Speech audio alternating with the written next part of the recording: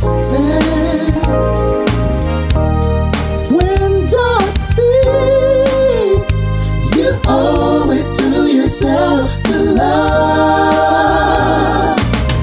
Ladies and gentlemen, Doc Holly.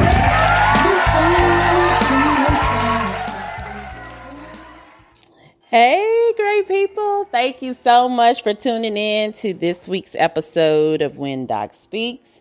I am truly humbled to have you here. Thank you so much for your support. This week's episode is about an apology. It is about an apology because sometimes saying I'm sorry, it's just not enough, right? And so I wanted to take a moment because in all transparency, this topic actually came up as a result of a conversation that I had with a gentleman that I had a relationship with. And during our relationship, I was in a place in my life, as I can look back on and see now, and not to justify anything, that I would say that I just had wild behavior. I wanted to do what I wanted to do, and just kind of like moving with my own beat. And so sometimes if you're not careful too, you will also find yourself that you're amongst people, places, and things, and you're taking on behaviors that are not necessarily true to who the person that you are. So the person that I was in that moment I was just thriving in it. And so sometimes you don't see yourself, but this gentleman was really, truly a blessing to allow for me to see myself and to call me on the carpet. And so as a result of doing that, after we had several conversations, to me, I was hearing what he had to say. And I was like, oh, okay, wow, I'm sorry. And that was my end all be all. But the problem with that apology was I was saying I'm sorry to him, looking for him to expect to show up and to be present in the moment of trying to have a relationship with me. But in the same token, there was no changed behavior that showed him that I was truly in it and committed to what we were trying to achieve. And so as a result, for me, I had to eat humble pie, right? Because my sorry was not enough. And so in life, what you learn is that this, for me, was a life lesson that allows me to continue to grow. And so I appreciate having this conversation with this gentleman and him holding me accountable. Because what comes out of that is that when now I can find myself in a place to where I'm more strengthened now, my head is more leveled, I'm thinking clearly, and I've actually pulled myself out of, I've disconnected from some people. I definitely am not doing certain things that I was doing that in essence could have been a part of like toxic situations. And now I'm allowed to thrive and be in more fruitful and healthier environments. And so as a result, we actually were able, we touched back base at a point. And then in doing so, when you look at the apology of the I'm sorry, it was like, it's really bigger than that. It's the change behavior, which is so necessary. But in addition to that, it's actually accepting the responsibility and saying I was wrong. And this is the why I was wrong. It's owning it. So the lesson, the growth is there are some people that will cross our path, and it could be a family member. It could be a friend. It could be a coworker. It could be anyone. And we will do something that in essence cultivates a mistake. Something happens and it should not have been done. And saying I'm sorry is not enough. for some people, for you to actually take ownership in what you did actually shows more about your character, that you can look at yourself and say, this is the act that I did. And for this particular act or acts, I do apologize for these things. And then when they see you and they see the changed behavior and they hear you talk, then it becomes a reality that you are actually living out a true, heartfelt apology. And that's the place that we want to be. It's truly the changed behavior. You know, we can always try to put ourselves in a situation to where, you know, we don't want to do a thing again. You know, or sometimes I feel like a lot of times people will give an apology, but they never change. They never change.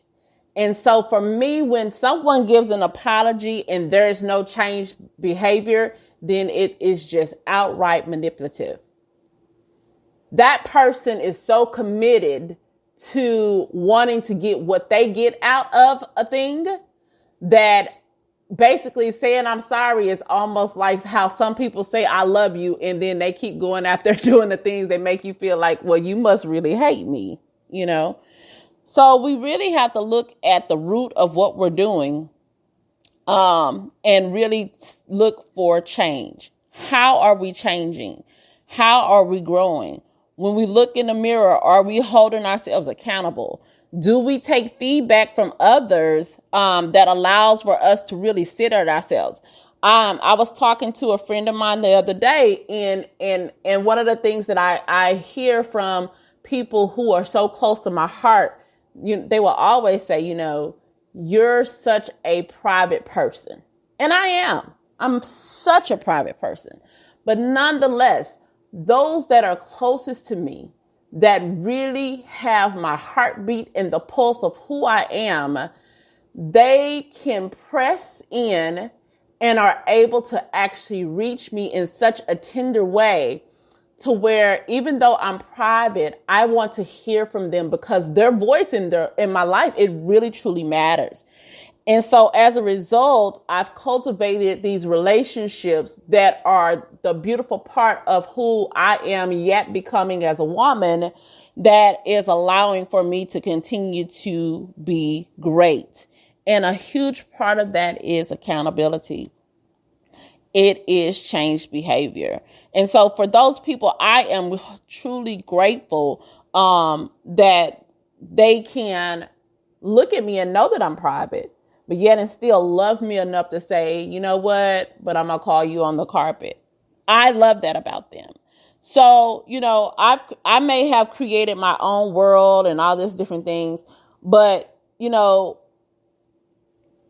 for me to be able to truly say that I love people, and that I'm genuine in the fact that I'm present in their life and that I want to be in their life, to me, there is so much freedom in giving an apology that is truly heartfelt and that really shows the people that you care about that, you know what, I'm not going to just give you something half-hearted.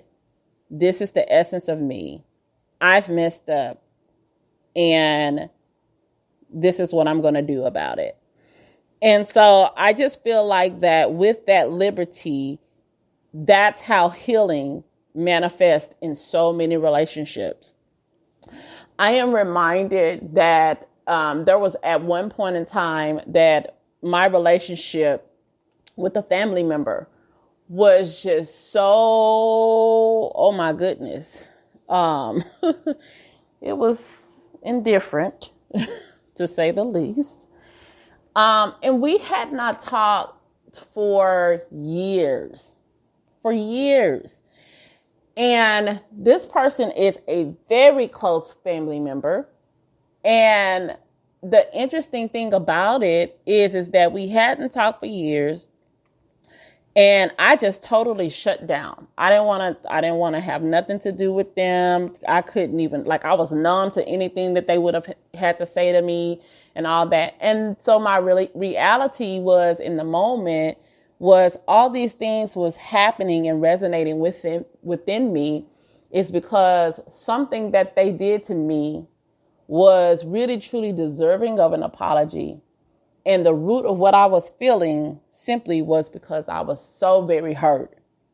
And so from that hurt, what does become necessary is healing. Now, one thing I know for sure is that it's very easy for us to say that sometimes we never get the apology, but we yet need to forgive people and move on because forgiveness is for us. I totally get that 100%. Because sometimes the apology never comes. Sometimes it never comes. And so often at times, if we are not careful for these people that don't, in essence, want to do the right thing, don't want to rectify, don't want healing to manifest, that are selfish in their behavior, then absolutely you owe it to yourself to forgive and allow for yourself to push forward and move to a place of healing. However, if you ever find yourself in a situation to where you have offended someone or you've done something to create hurt, you've done something that was malicious, whatever the case may be, we truly have a responsibility, if we care about human beings, if we say we love people, if we trying to show up and we talking about how much we appreciate and all this stuff that people say, the fluff, if that is truly reality, then those people that we care about in our life, when something disruptive happens within that relationship and you're like, why are we kind of off kilter? You need to really examine and even ask the question, what happened? And allow for the person to speak upon what they believe transpired, because their perspective is a reality. And then you have, to come back, you can add what you have to say to it. But even beyond that, once you've had a constructive opportunity to have a dialogue that says, this is what transpired, this is why I'm hurting, because you did this to me, you have a responsibility to assist with that healing process by giving the needed apology. So I'm really hoping that we can take this as an opportunity to see that there are some relationships that are out here.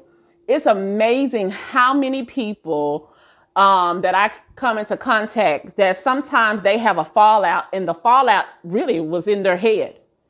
It was not something that happened as a result of something that was said like directly. It was all indirect. And instead of the person actually either picking up the phone or, just reaching out to say, we need to talk about it, like they allowed something to fester so much, so inside of them that they caused a great divide in a relationship that was supposed to actually be for them and to blossom and to flourish.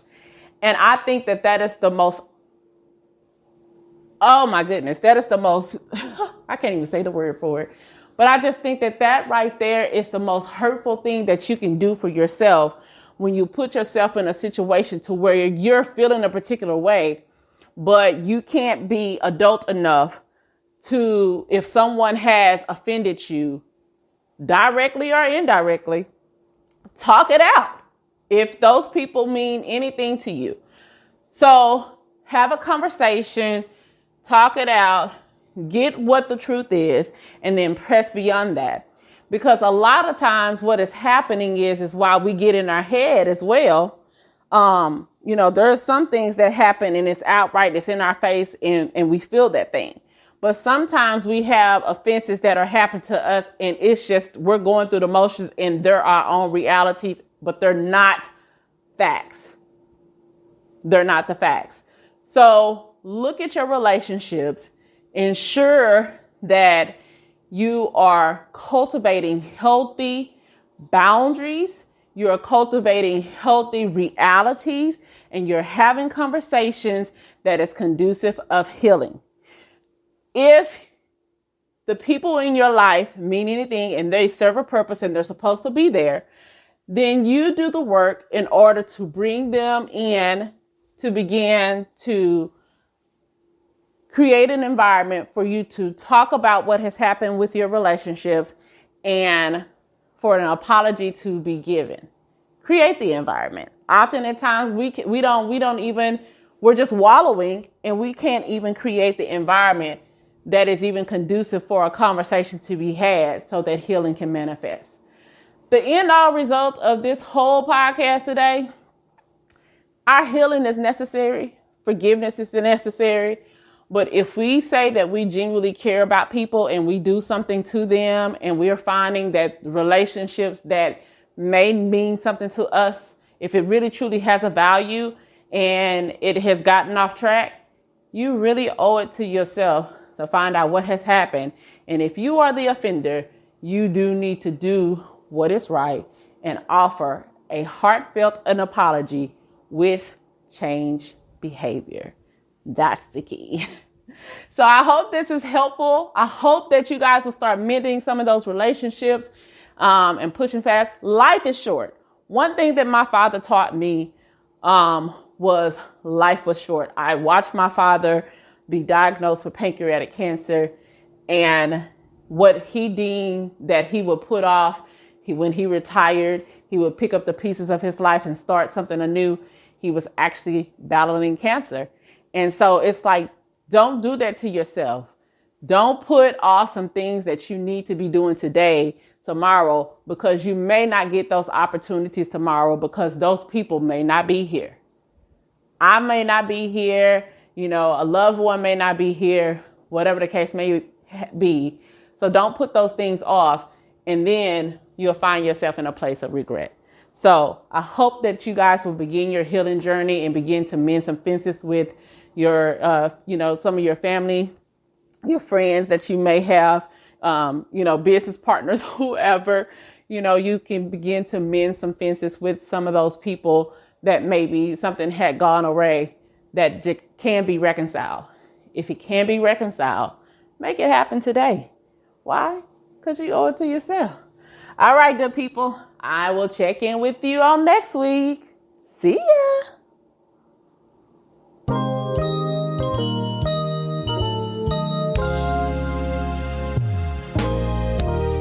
When God speaks, you owe it to yourself. Just listen. When God speaks, you owe it to yourself to love. Ladies and gentlemen, Doc Hollow.